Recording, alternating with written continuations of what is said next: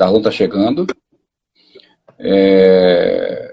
E teremos todo esse conteúdo em texto e em áudio, né, na edição do final do mês, agora no dia 30 de ES Brasil. Estou acompanhando, estou com uma colinha aqui, né, até porque são vários assuntos que nós vamos discutir, e teremos então um conteúdo bastante relevante para essa nossa live e para esse conteúdo de ES Brasil, que possivelmente se estenderá, né, posteriormente para outras edições, e esse tema, eleições, será bastante, né, bastante ampliado, eu tenho certeza disso, porque não dá para deixar de falar disso, até por causa dessa turbulência política que nós estamos vivendo no Brasil neste momento. Aqui está Darlan Campos, nosso querido amigo, articulista. Darlan, você está famosão, né? Sai de uma live, já ingressa em outra. Obrigado pela deferência e pela participação, meu querido. Que isso, eu que agradeço o convite, é sempre um prazer, estou à disposição sempre da ES Brasil, um espaço que a gente gosta muito, tem um carinho especial por você, por toda a equipe, a gente tem um carinho especial por vocês. Estava num outro espaço agora, falando com o pessoal lá da TV União de Brasília, e encerramos e já começamos outro. É um momento em que a atenção está muito voltada, né, Mário? Então, assim, a gente precisa discutir mesmo, é um momento que o Brasil precisa, né? Eu acredito que a democracia é um valor muito importante. Por isso, entendo que toda essa discussão sobre eleições e sobre todo esse processo, ele precisa ser popularizado. Porque se a democracia tem os seus desafios, mas é muito melhor com ela do que sem ela. Bom, eu estava explicando agora há pouco para o pessoal que está chegando, que o conteúdo dessa live vai estar presente na edição que circula no final do mês, né, de ES Brasil. Vai estar disponível no site esbrasil.com.br, né, e também no canal do Instagram, obviamente, depois que terminarmos essa live. Várias perguntas estão na cabeça do nosso eleitor. E você, como especialista em marketing político, em questões eleitorais e, por que não dizer, em panorama, em cenários, né, talvez possa responder como poucos no Brasil, ou prever como poucos no Brasil o que vai acontecer com o cenário político-eleitoral de agora até o final de 2020. Né? Por conta da pandemia, na França, houve um primeiro turno caótico, né, em março, com alto índice de abstenção, cancelamento do segundo turno, que só deve acontecer agora no final do mês de junho, 28 aproximadamente. Nos Estados Unidos, a eleição presidencial está mantida para novembro, mas a gente sabe que as prévias foram terríveis, né? Inclusive talvez tenha até mudado o candidato democrata para as eleições. Mesmo com o cenário de grande controvérsia, teremos eleições adiadas no Brasil?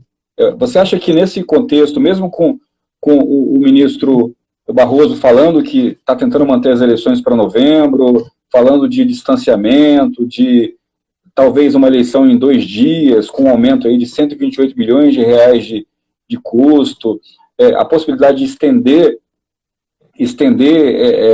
o período de votação para 12 horas, está falando um monte de coisa.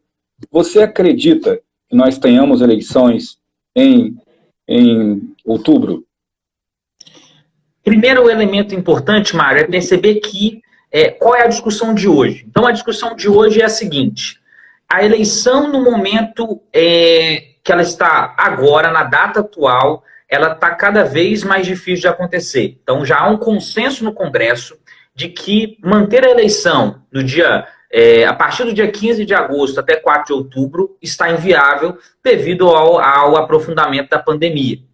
Havia uma discussão no início da pandemia de que o pico seria agora em maio no Brasil, né? Esse pico já começa a se jogar um pouco mais para frente, já se fala final de junho e julho, pode ser que chegue um pouquinho mais para frente. Então, isso coloca uma série de desafios. Então, há um consenso no Congresso que não dá para manter a data atual. Ponto. A discussão do Congresso agora o que é ponto pacífico? Unificação das eleições em hipótese nenhuma. Mínima chance de termos unificação. Eu, particularmente, concordo com essa tese. Seria um grande desserviço para o país termos eleições unificadas. Por quê? Nós estamos falando de um eleitor que vai escolher 9 candidatos de uma vez. Se o eleitor já tem dificuldade nas eleições gerais, né, para escolher 5, 4, 5, ainda mais de 9. Segundo, se unifica as eleições, significa que a discussão nacional vai se sobrepor sobre a eleição local. Então não vai ter discussão local, só vai ter discussão nacional. E isso é muito ruim, porque Sim. a gente precisa discutir os problemas locais. E esse é um grande desafio nosso aqui. Então, primeiro, há um consenso entre Congresso, lideranças e o TSE de que nós não vamos unificar. O que então está se discutindo? De fazer de lançar a eleição para o momento mais distante que a gente conseguir ainda em 2020. Então chegou-se a data de um segundo turno acontecendo no primeiro fim de semana de dezembro. Isso traz uma série de desafios, tanto do ponto de vista de quem está no processo, a gente que está atuando em várias pré-campanhas, quanto para o eleitor que vai precisar aí se organizar e se ajustar nesse processo. Então, hoje é essa a perspectiva. Então, acho que dificilmente nós não teremos eleição. O que pode acontecer para não ter eleição esse ano seria uma catástrofe do ponto de vista de saúde pública, de uma pandemia que no segundo semestre seja avassaladora no território nacional. Fora essa hipótese, teremos eleição mesmo com dificuldades, que já é o que se prevê no cenário atual. Mas olha só, está se falando na votação de uma PEC, né, que para haver mudança no calendário eleitoral precisa do Senado e Congresso aprovarem uma PEC, né, uma proposta de emenda à Constituição, mas tem todas as questões logísticas do processo político. Eu estou falando apenas da logística de votação, eu não estou falando de campanha efetivamente. Você não acha que nós já cruzamos, digamos assim, a linha vermelha para que esse processo logístico de fazer a eleição acontecer, do ponto de vista do TSE e dos TREs, acontecerem? Não, ainda não. A prazo legal, a perspectiva é mais orçamentária. Tem que ter o dinheiro. Então, eles vão ter que lidar com esse desafio que é um processo de conseguir recursos para poder fazer isso. Então, o desafio está mais do ponto de vista de recurso, que eu não vejo problema em haver uma dotação maior no valor, no montante que o Barroso tem dito. Então, essa é uma tendência bem próxima de acontecer. Acho que existem desafios logísticos maiores. Por exemplo, como é que a gente faz uma eleição em um dia com pandemia? Já tem se falado numa proposta de votação em 2 dias, um pedaço, uma parte, dividir por idade, os mais velhos no segundo dia, os mais novos. Então, são desafios que terão que ser pensados, mas o fato é que teremos uma eleição em pandemia. E aí, isso traz enormes desafios, mas são desafios que a gente precisa enfrentar. A insegurança jurídica de ultrapassar o ano de 20 e prorrogar mandatos dos atuais mandatários, isso gera uma insegurança jurídica gigante e que eu tenho certeza que o Congresso e o TSE vão tentar evitar o máximo que puderem essa perspectiva.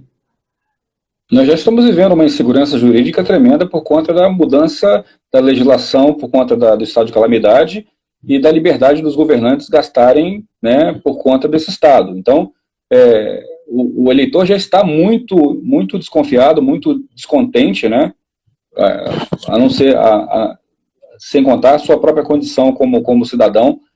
Mas você acha que, nesse contexto, tem uma pesquisa da CNT que diz que 62,5% da população aprova o adiamento das eleições. Mas empurrar a votação para frente pode, sim, mudar regras do jogo eleitoral. Regras que podem deixar o processo eleitoral não tão transparente. E a transparência no processo eleitoral foi uma conquista de décadas que a gente conseguiu, né? Mesmo havendo críticas ao sistema eleitoral e por aí afora, né? Você acha que esse achatamento do processo, e aí a gente vai falar de convenções, a gente teve um prazo agora que já sucumbiu, que é o prazo das transferências, filiações, você acha que vai mudar isso também? Vai haver uma prorrogação? Vai ser mexido em tudo de trás para frente? Né? Mesmo sabendo que o eleitor aprova isso, mas você acredita que a gente vai ter mudanças importantes na mecânica, aí sim, falando da questão dos partidos, da questão das convenções, da questão das filiações, e sem falar efetivamente da campanha eleitoral? Tem desafios, né, Mário? Primeiro desafio, como é que você faz uma convenção partidária se você não pode reunir gente? Esse é o primeiro desafio. Convenção partidária... Eu ouvi falar de convenções online, né? Exatamente. Então, ou seja, mas é uma realidade que não é possível hoje. Vai ter que se colocar como uma possibilidade agora para frente esse processo. Então, são desafios que a gente vai ter que pensar, porque nunca passamos por um momento como esse. Então, o que tem se falado é o seguinte. Primeiro, não vai haver prorrogação de prazos legais. Então, por exemplo, prazo de descompatibilização. O que está colocado é que os prazos se mantêm. Então, cargo que tem que sair com 6 meses, cargo tem que sair, isso depende de cada cargo, se é ordenador de despesas, se não é, para disputar o processo eleitoral. Então, vai se manter esses prazos legais. O que vai se jogar para frente é convenção, porque a convenção se homologa a candidatura, e que é normalmente na véspera. Nas datas atuais, as convenções partidárias poderiam ser do dia 20 de julho até o dia 15 de agosto. Então, esse era o prazo da convenção. Na convenção, o partido homologa quem serão os candidatos. Tem que lavrar em ata, depois levar em cartório, tem todo um processo jurídico para ser feito. Então, nesse sentido, eles devem jogar a convenção mais para frente, joga a perspectiva da eleição. Mais ou menos. Então, aí, a definir a eleição, ou a data exata da eleição, nós estamos falando aí de 10 dias, 25 dias, né? A convenção partidária é 25 dias antes, ela dura 25 dias antes de iniciar o processo eleitoral. Então, ou seja, você vai jogando esse processo para frente. O que deve manter são os prazos de descompatibilização. Por que é importante manter os prazos de descompatibilização? Porque existem espaços em que a pessoa está gera dividendos para ela. Se o cara é ordenador de despesas, se o cara é um secretário, se o cara então, dependendo da função, isso gera benefício para ela. Então, eles não tendem a jogar esse prazo para frente, apenas a perspectiva. Então, assim, é um novo desafio de uma nova discussão que vai ter que ser repactuada no Brasil. E aí eu tenho sempre uma crítica às mudanças de legislação que historicamente a gente tem nas eleições, né? Eu sou um crítico da mini-reforma de 2017, que foi a mini-reforma que estabeleceu, por exemplo, a diminuição do tempo de campanha e que estabeleceu o processo de uma série de limitações do ponto de vista de comunicação. A gente tem um desafio que toda eleição tem uma regra nova, tem um conjunto de regras novas. E isso é muito ruim. Por quê? Porque isso faz com que o eleitor chegue num processo eleitoral sem saber o que pode e o que não pode. Então, a gente perde um aprendizado democrático gigante. E estamos falando de um país onde a democracia é frágil. Nós saímos de uma ditadura há pouco tempo. Ou seja, o nosso aprendizado democrático ele é muito pequeno. Então, tudo isso é um desafio que a gente precisa enfrentar. Por isso que a gente precisa tomar muito cuidado com tudo que a gente for falar, discutir sobre esse tema agora. Por quê? Porque para o eleitor médio, que existe uma crítica ferrenha à política, à construção, e o eleitor médio tem a sua razão ao estabelecer as suas críticas ao sistema político, à classe política como um todo. Por outro lado, a gente tem que tomar o cuidado de que isso não pode se virar como algo contrário à democracia, que precisa ser um valor intrínseco a todos nós que vivemos aqui dentro de um ambiente democrático, né? Pelo menos eu acredito nisso. Darlan, primeiramente eu quero continuar te agradecendo. Nós estamos conversando aqui com Darlan Campos, especialista em marketing político, em estratégias eleitorais e conhecedor profundo de cenários políticos eleitorais no Brasil. Esse conteúdo vai estar na próxima edição da revista ES Brasil, e essa live também vai estar no esbrasil.com.br depois, para que você possa assisti-la e desfrutar dessa aula de eleições, de direito eleitoral e por aí outras questões que nós estamos entendendo. Tinha uma pergunta aqui, Darlan, que falava exatamente sobre isso, que não haveria tempo hábil para o TRE e para o TSE fazer uma validação e uma verificação dessas candidaturas, onde o candidato é ordenador de despesa. E ele não se valer do cargo onde está para poder, numa prorrogação ou numa mudança de cenário, né, ele possa se beneficiar. Eu te faço uma pergunta agora que talvez seja, que vá nessa linha, mas também antagonize com algumas candidaturas, especialmente para as câmaras, que vinham se construindo antes da pandemia, que a gente viu se esfarelarem, que o cara vinha trabalhando pequenininho,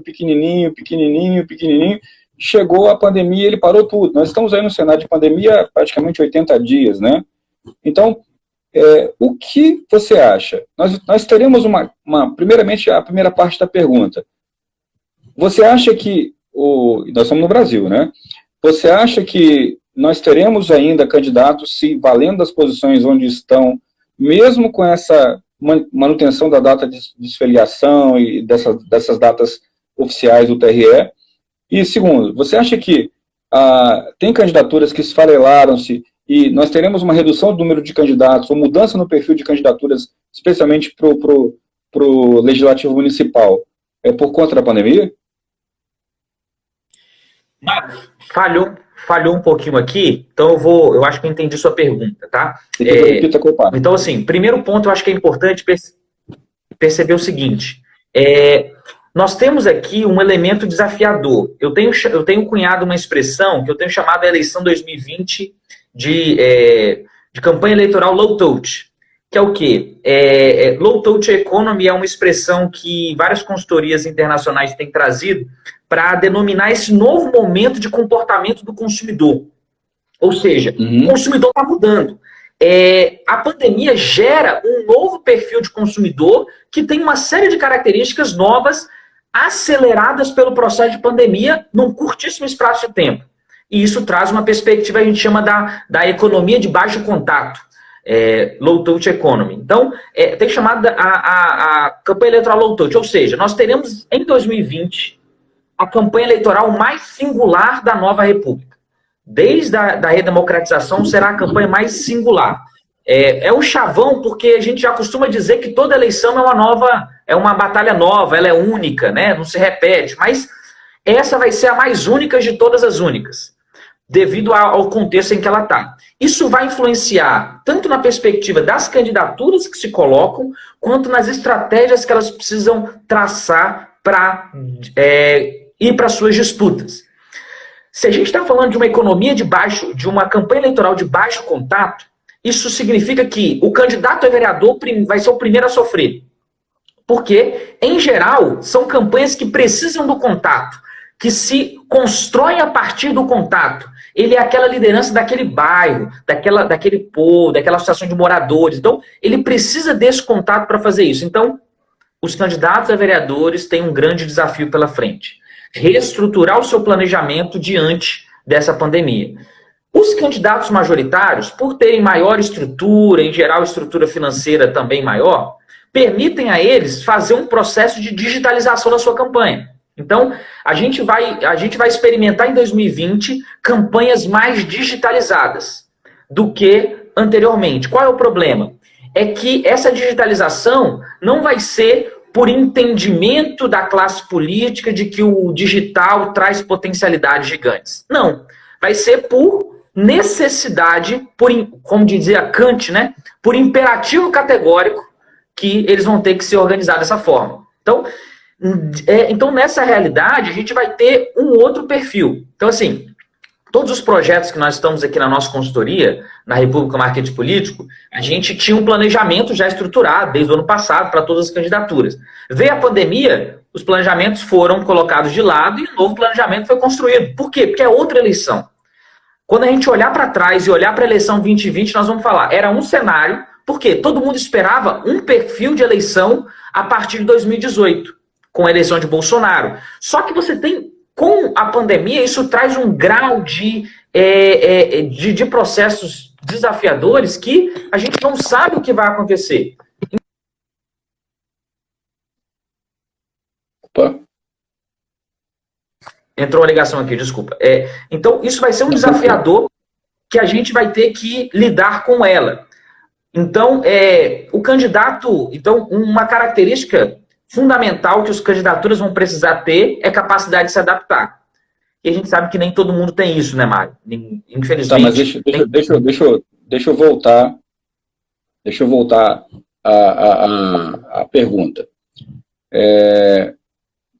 Sobre a questão do tirar proveito da cadeira onde o executivo está sentado, especialmente executivo agora, e depois na majoritária, Perfeito. e depois vamos falar da Câmara, das câmaras, do Legislativo Municipal.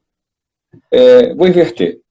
Você acha, como um planejador e um profissional que está visualizando lá na frente e conhece a história das candidaturas, e talvez conheça nominalmente algumas candidaturas, você acredita que, se a gente pudesse traçar um percentual, quantos candidatos deixarão de ser candidatos por conta dessa perda de musculatura e de tempo, né, nessa eleição? Qual percentual de candidatos nós perderemos na eleição municipal para o legislativo por conta dessa falta de tempo e por essa desconstrução desse touch, desse toque, né?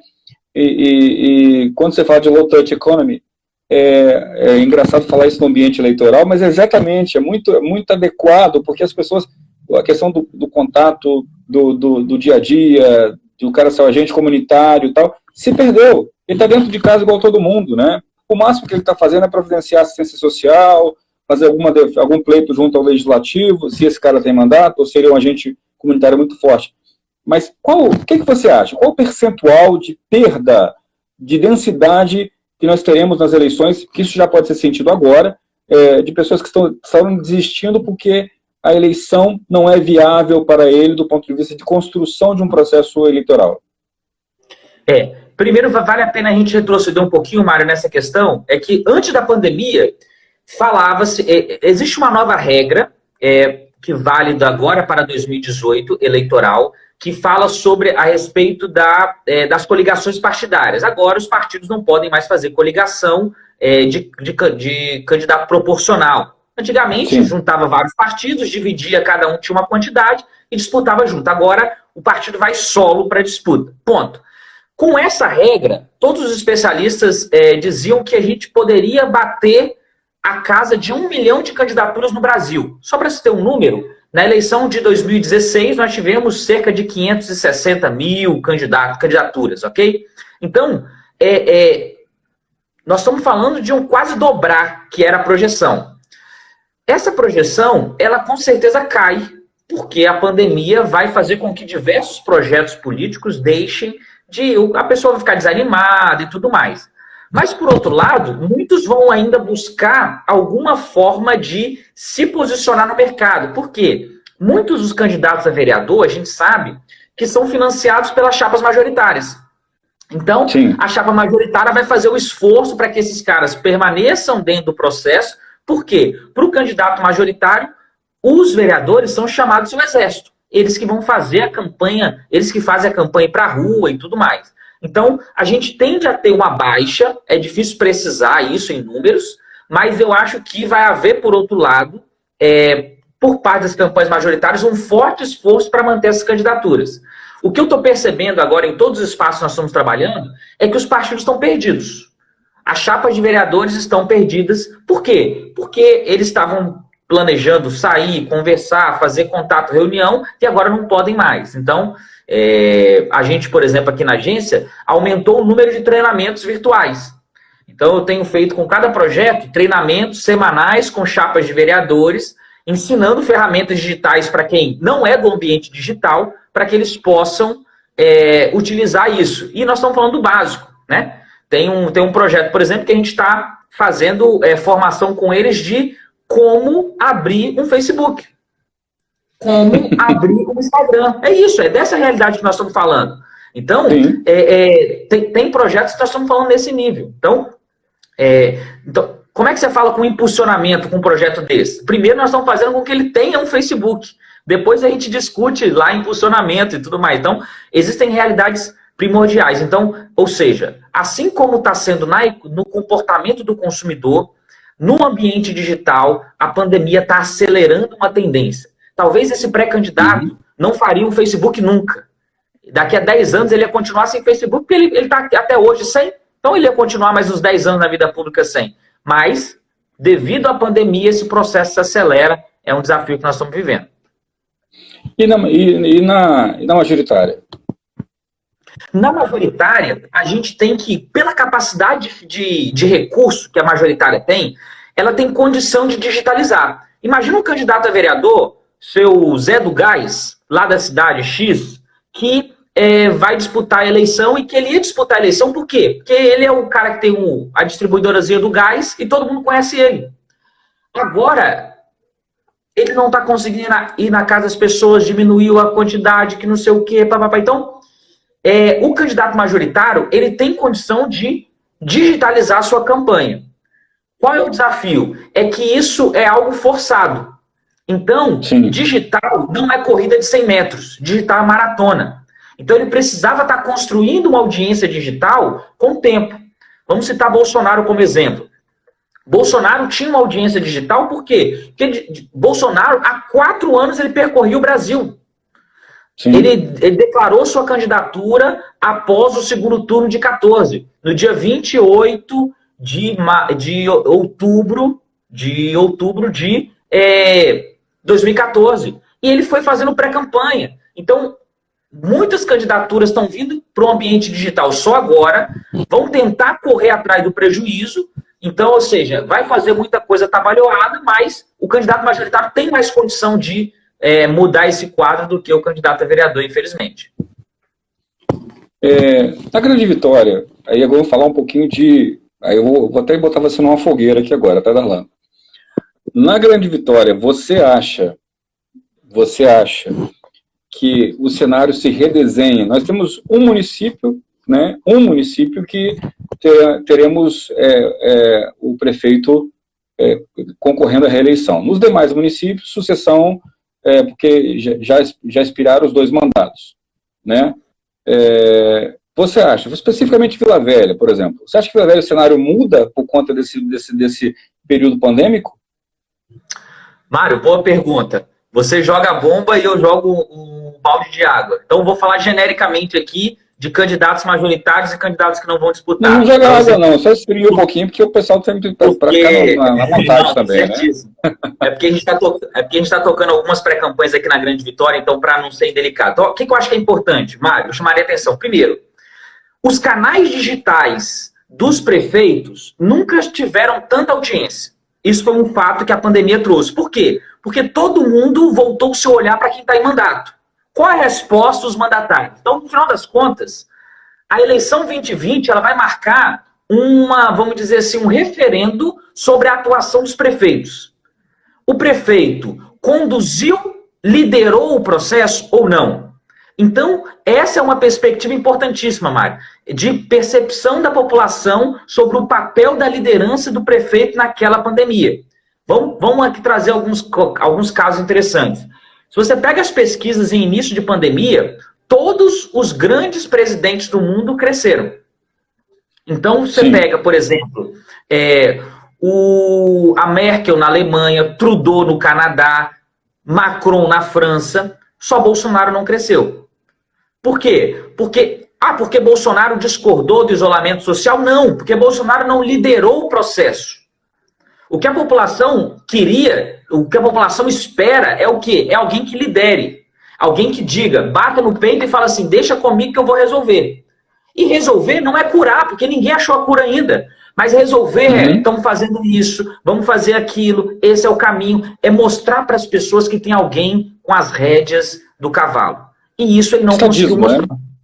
Exatamente. Isso ele não conseguiu mostrar. Né? E aí a gente pega, por exemplo, os governadores, a maioria deles conseguiu melhora na sua aprovação. Só que aí tem o cavalo de Troia. No primeiro momento, a população bate palma, parabéns. O problema é que no curto prazo já vem uma crise econômica. Para citar um exemplo, nos Estados Unidos, em 50 dias, 26 milhões de pessoas pediram seguro-desemprego. 22 milhões de pessoas significa a quantidade de empregos que foram criadas depois da crise de 2008. significa dizer que em 50 dias os Estados Unidos voltaram ao mesmo nível de empregabilidade da crise de 2008.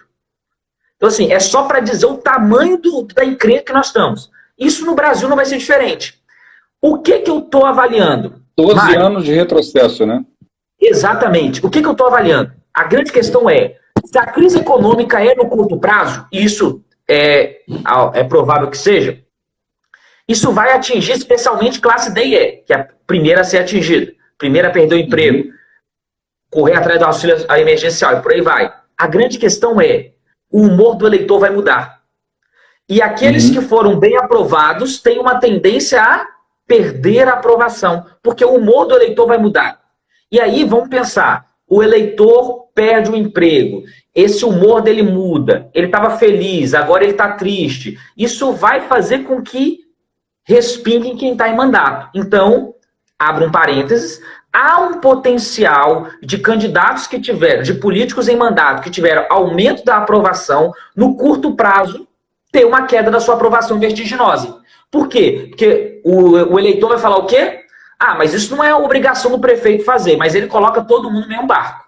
O cidadão médio, não é político, você tinha que estar fazendo alguma coisa, deveria estar fazendo, e não fez. Então, essa é uma perspectiva. Então, eu acho que a grande questão, falando do caso de Vila Velha, é o prefeito está liderando o processo? A população está sentindo que ele está liderando o processo? Se sim, ele tende a ganhar dividendos. Se não, ele tende a ser cobrado e as urnas estão chegando aí para cobrar todos aqueles que não tomaram a liderança do processo. Bom, por conta do cenário político nacional, em que o presidente Jair Bolsonaro antagoniza com os presidentes das outras casas, né, discute com ministros e troca também, colide com a imprensa, com o executivo, é possível que isso gere um cenário que se reflita? Você já falou que o humor do eleitor muda por questões econômicas e questões de estadismo. Você acha que Brasília tem um peso muito grande na eleição municipal 2020? As atitudes do presidente e as atitudes dos presidentes das casas, e por que não dizer dos governadores dos estados maiores da federação? Primeiro ponto é que a eleição municipal, Mário, é discussão municipal. Então, o peso da ideologia nas eleições municipais é menor. Então, esse é um principal elemento que todo mundo tem que perceber, os pré-candidatos. Nacionalizar a discussão não é um bom elemento. Por quê? Porque o eleitor quer saber o problema dele. É o posto de saúde que não está funcionando, é a rua dele que não está asfaltada. Então, tem problemas locais que precisam ser resolvidos. Ponto. Esse é o primeiro ponto. Segundo ponto. A perspectiva nacional, ela impacta na dimensão no qual esse humor está colocado, mas o peso é sempre menor do que na eleição nacional. Então, ou seja, nacionalizar o discurso não é um bom caminho para nenhum pré-candidato. Então, ou seja, não vote no candidato só porque ele é do PT. Então, isso tem um peso em algum território, mas na média do eleitorado brasileiro, ele está preocupado com os problemas que o cercam. E, pensando numa crise de curto prazo, Mário, o grande problema vai ser o quê? O eleitor vai esperar que você traga uma solução. Há uma tendência grande do eleitor esperar candidatos que resolvam o problema, ou que tenham um discurso de resolvedor. Nós estamos falando de uma crise econômica que está aí, e como é que nós vamos sair dela? Então, resolvedor. Essa é uma dimensão. E isso abre possibilidades, né? Se isso se confirma, candidatos que já têm experiência podem ter um espaço maior do que outros que não têm experiência. Candidatos com capacidade de capilaridade, de conexão com empresas, podem ter uma presença melhor do que outros. Então, são possibilidades. O cenário está muito incerto. Então, tudo isso são possibilidades e cada cidade a gente precisa compreender o que é comportamento daquele eleitor e o que é sentimento dele. Dentro da sua expertise como profissional de marketing eleitoral e planejamento de campanhas e de números, na verdade, você acha, pensando num cenário de eleições em 2020, não importa que a gente chegue ao Natal com as eleições, você acha que nós teremos uma quebra nas urnas, uma taxa, uma redução da frequência nas urnas e de que monta, de que tamanho? Esse é um desafio tremendo. Por quê? No Brasil tem voto obrigatório. Então, assim, conversando com consultores, colegas de outros países, normalmente é onde países em que o voto é facultativo, você faz 2 campanhas. Primeiro a campanha para convencer as pessoas a irem votar. E depois, esse que vai votar para votar no seu candidato. Então, você primeiro tem que animar... Existe orçamento para isso, né? Exatamente. Então, é um processo interessante.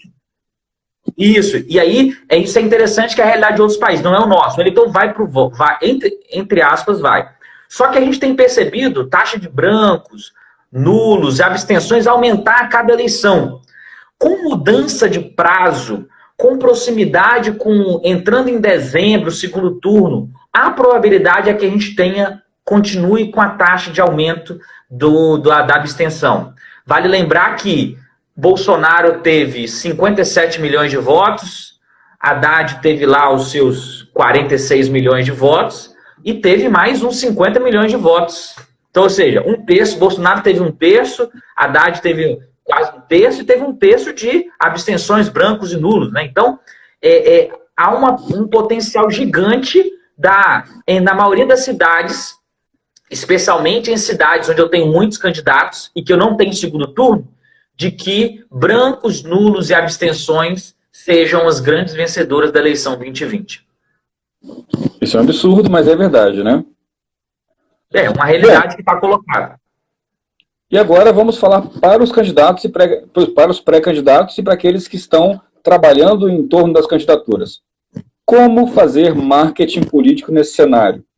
Como monitorar o eleitor e fazê-lo, primeiro, ir votar. Segundo, como orientar, né,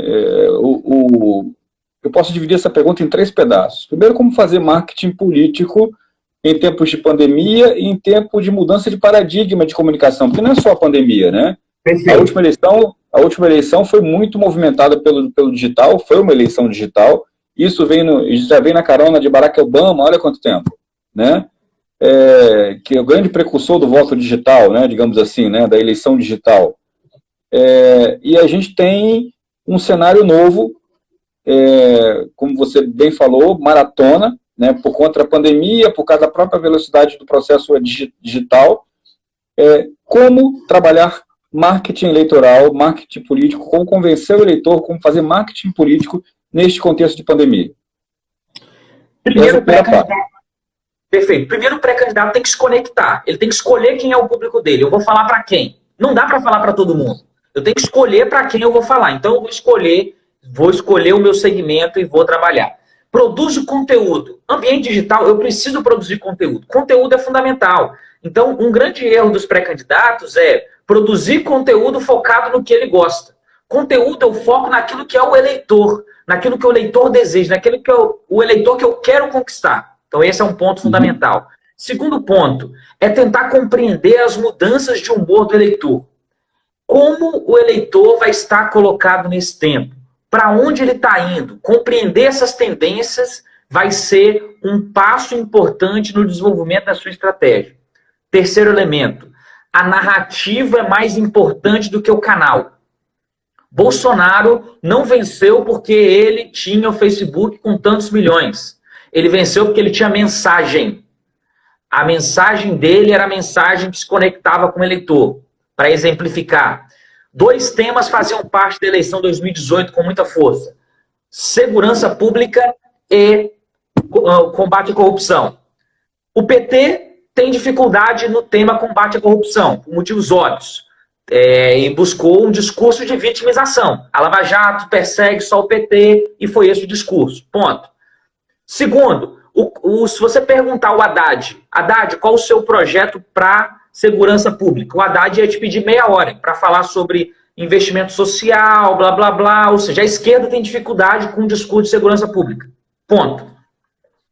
Quando você ia para o Bolsonaro, Bolsonaro tinha ao seu lado, conseguiu pegar o ethos bolsonarista, então esse ethos lavajatista, vamos dizer, foi um pilar importante do bolsonarismo até o rompimento com o Moro. Segundo ponto, ele por ser militar, por ter um discurso na área de segurança, ele conseguiu pegar esse tema para ele. Então, Bolsonaro tinha 3 ou 4 fases feitas, e aí não estou dizendo que o projeto dele é o melhor projeto para segurança, mas para o eleitor médio é um projeto que atende.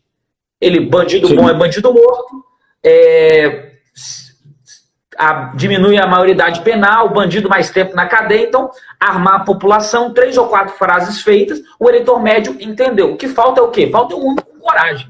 Se tiver um com coragem lá, a gente resolve isso. Então, esse era um discurso muito presente no processo de Bolsonaro e que uma parcela da população comprou essa ideia e ele sobe ao poder. Então para finalizar, a narrativa, Bolsonaro venceu porque tinha a narrativa que conectava com o eleitor, não foi os canais. Bolsonaro, se fosse o Henrique Meirelles que tivesse as redes sociais do Bolsonaro, o Henrique Meirelles não ganharia. Por quê? Porque o Henrique Meirelles não tinha a mensagem correta. Se fosse o Alckmin com os canais do Bolsonaro, o Alckmin não venceria.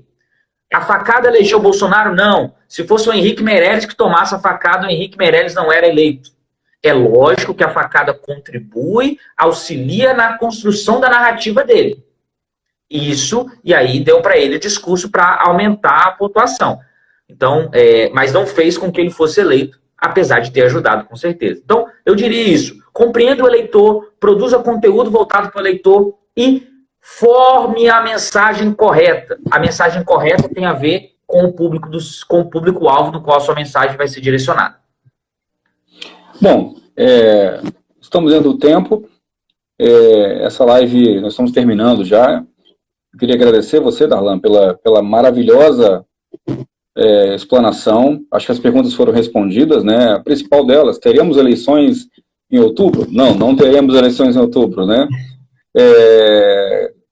Teremos diminuição no número de candidatos? Sim, teremos diminuição no número de candidatos. Teremos eleição rápida, fast food, teremos eleição fast food rápida. Como fazer? Será uma eleição basicamente digital, muito digital. Ou seja, respostas bastante importantes. Eu quero te agradecer. Agora, por favor, faça o seu merchandising da sua empresa, porque você é uma grande autoridade, ocupar 45 minutos do seu tempo, né? Para a gente é muito importante e foi muito esclarecedor. Foi uma aula de marketing político e de conjuntura política eleitoral. Então, eu queria que você falasse um pouco da sua empresa, do serviço que você presta, para a gente finalizar. Bacana. Mário, primeiro quero agradecer. Você sabe que eu tenho um carinho especial por você, pela S Brasil, e sempre um espaço que todas as vezes que eu tive a oportunidade de contribuir com vocês, comentando alguma matéria, é sempre um prazer muito grande, você e sua equipe, que eu gosto muito. Então, queria 3 avisos rápidos. Primeiro, nosso podcast, temos hoje o principal podcast de marketing político do Brasil, o República Cast. Quem quiser conhecer pode mandar uma mensagem para mim aqui no Darlan_Campos ou pesquisa no Google República Cast. Muitas dicas de marketing político, comunicação eleitoral. É um espaço onde a gente convida consultores do Brasil inteiro para contribuir. Então, tem sido um espaço bem bacana e de crescimento profissional para todos nós. Estamos atuando com foco nas campanhas majoritárias aqui, né? Estamos na Bahia, Minas Gerais, aqui no Espírito Santo também. Então, estamos tocando aí à disposição sempre que precisarem. E meu livro mais novo, a gente vai fazer o lançamento agora em abril, veio a pandemia, não deu, mas está à venda nas livrarias digitais, Marketing Político, Construção de Candidaturas Vitoriosas, à venda na Amazon, versão digital, você entrega na sua casa, então está lá à disposição, só buscar por Darlan Silveira Campos e encontra aí uma contribuição nossa para a área e para a difusão do conhecimento de marketing político. A gente precisa difundir esse conhecimento para que ele seja acessível ao maior número de pessoas. E sempre que precisar, Mário, conte conosco, estamos à disposição. Muito obrigado mesmo. Eu repito a informação, esse debate, ou esse diálogo, né? Essa série chama-se Diálogos ES Brasil, né? Engraçado que a gente concebeu esse projeto ano passado, e ele seria feito no formato presencial, sempre dessa forma, gravado em vídeo e exibido desta forma. Com a pandemia e essa explosão das lives, né, a gente então optou em fazer as lives. Eu, particularmente, esse horário é um horário bastante concorrido, né, então a gente, por isso que a gente vai deixar os conteúdos lá e ter o recurso de publicá-lo em texto para os nossos leitores também, que não abre mão, até pelo perfil que nós temos de leitor. Essa é a série Diálogos ES Brasil, com Darlan Campos, nosso especialista em marketing político e marketing eleitoral. Muito obrigado a você que esteve com a gente até agora aqui, você que vai ver depois a gravação dessa live, e até o próximo encontro com o ES Brasil. Acesse o nosso site, esbrasil.com.br, ele é atualizado todos os dias, é um dos principais canais de notícia, economia e política do Espírito Santo, e nós temos, graças a Deus, crescido a cada dia em audiência e em autoridade no nosso segmento, e é uma publicação da Next Editorial. Muito obrigado, Darlan, boa noite a todos, obrigado pela participação e até a próxima.